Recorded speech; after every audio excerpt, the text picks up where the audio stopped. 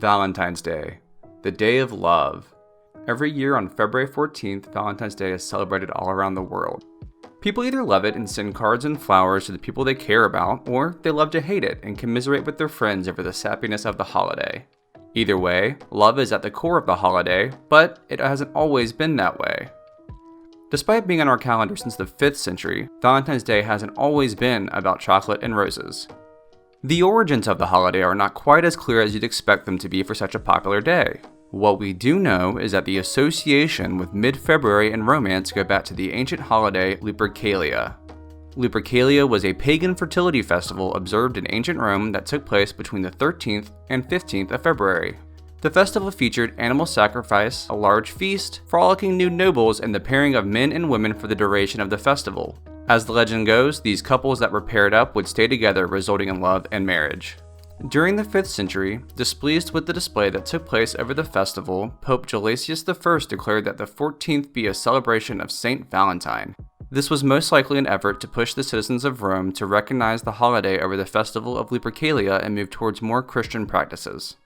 And this is when things get a little bit more confusing. We don't know exactly which Saint Valentine was being honored by the Saint's Day because there are 3 mentioned in the Catholic Encyclopedia.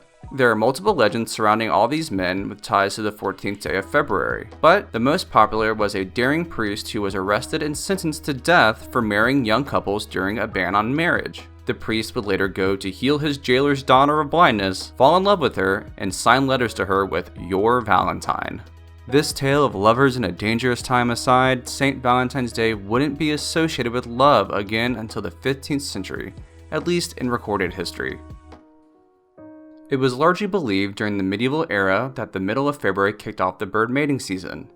As the snow would melt, birds would sing and find their mates. Allegedly writing about this subject, Geoffrey Chaucer, the man behind the Canterbury Tales, wrote in his Parliament of Fowls, "For this was on St. Valentine's Day, when every bird comes there to choose his mate."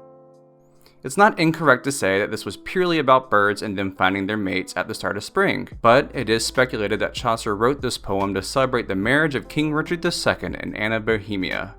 Because of the Parliament of Fowls, we have Chaucer to thank, or to blame, for the start of the modern notion of Valentine's Day. Romantic love being tied to Valentine's Day began to spread across Europe thanks to the literary community. Even the master of romance and literature himself, William Shakespeare, wrote about Valentine's Day in Hamlet. "Tomorrow is St. Valentine's Day. All in the morning betime, and I, a maid at your window, to be your Valentine."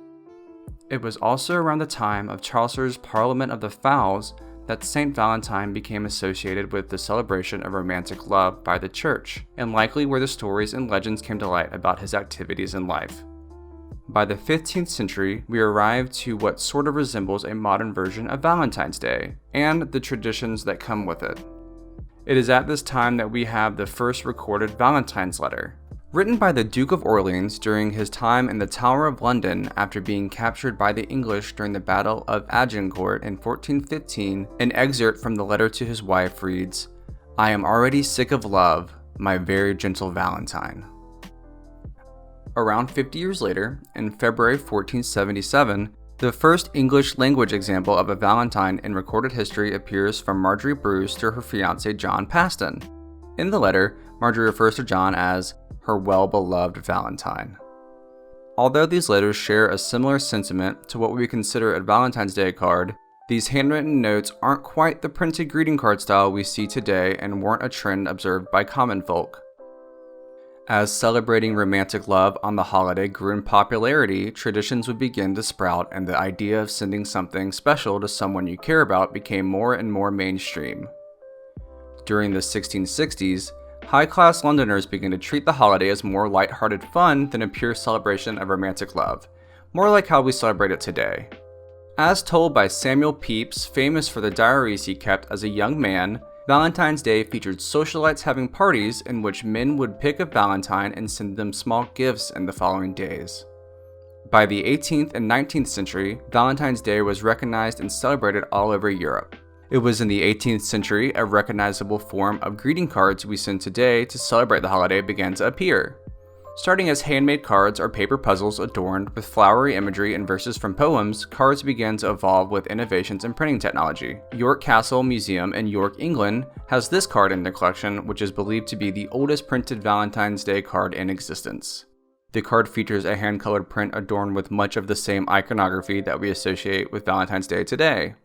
Thanks to advancements in printing and the affordability of the penny post in the UK, 60,000 Valentines are sent by post in 1835. Charles Dickens describes the production and commercialization of the holiday as Cupid's manufactory.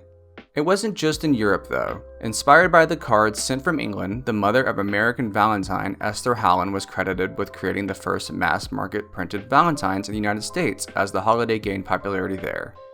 Esther created cards with lacy cutouts and intricate illustrations and mass-produced them with the help of her workers. This enterprise would grow into the New England Valentine Company that would sell as much as $100,000 per year in Valentine's cards distributed around the country. But what about candy? In 1868, Cadbury released the first heart-shaped box of chocolates. The heart-shaped box would become synonymous with the holiday, leading to over 36 million heart-shaped boxes of chocolate being sold each year today. 1902 would give birth to the heart-shaped hard candies with messages of love from the Necco company that would boom in popularity thanks to weddings. These colorful sweethearts would become one of the most popular Valentine's Day candies, with over 100,000 pounds being produced each year. 5 years later, one of the more aptly named candies for the holiday would be introduced in the Hershey's Kiss, possibly named for the kissing sound the chocolate made while being deposited on the manufacturing line in that iconic shape. Today, Valentine's Day is seen as a commercial holiday where we give small gifts to our loved ones and let people know that we care about them, even in a non-romantic way. Valentine's Day is celebrated all over the world and is a big day for the jewelry industry, the flower industry, and of course the candy and greeting card industry. As you can see, it's more clear how we celebrate the holiday than how it got started. But Valentine's Day remains a great time to celebrate the people you care about by sending them a card or giving them a small token of your appreciation. If you're interested, SCE-TV has created a series of Valentine's cards featuring SmartCat that you can find linked in the description. Thank you for watching the video. I've been Furman Fortner. Stay tuned to SCE-TV and check out all the other stuff you can learn by visiting scetv.org.